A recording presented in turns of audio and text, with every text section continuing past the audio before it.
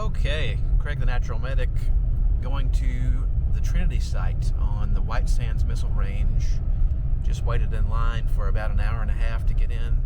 It's October 19th, 2024. They just have one open house a year now. They used to have two open houses that allow you to go into the site to view the Trinity site where the first atomic bomb was set off.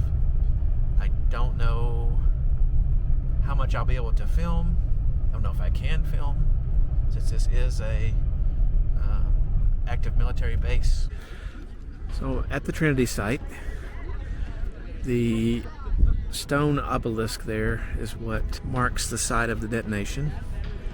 Happened in 1945. I believe it was July of 1945, and that's the line of people that are waiting to take a picture of it, or with it. And then over there on the trailer you have a replica of Fat Man, which is the bomb that was dropped on Nagasaki, I believe. This is the Trinity site. Pretty cool. Maybe not as exciting as you anticipated, but this is only open once a year.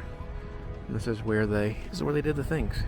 Along the fence there where you see everybody standing, there's a number of panels that talk about different aspects of the project.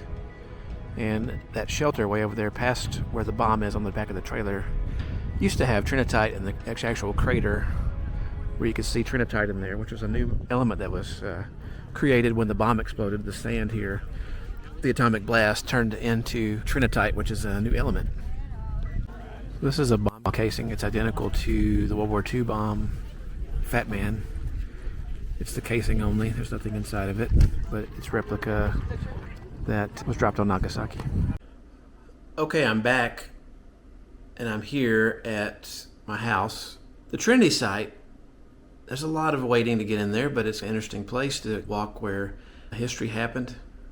And if you want some more information on that, I'll put some links in the description below. And I definitely recommend you watch the movie Oppenheimer if you haven't watched that. It kind of tells the story of how that happened. But it's interesting that it happened here in New Mexico. It's only open one time a year now. It used to be open 2 times a year. It is located on the White Sands Missile Range, so it is not accessible through normal means except for just that one time a year. I'll put the links for that down there for you. I hope you enjoyed it. If you did, give me a thumbs up. Let me know that you appreciated the video. Think about subscribing to the channel for more adventures, product reviews, and tips and tricks for help you out there in the outdoors. If you have any questions or comments, leave those below.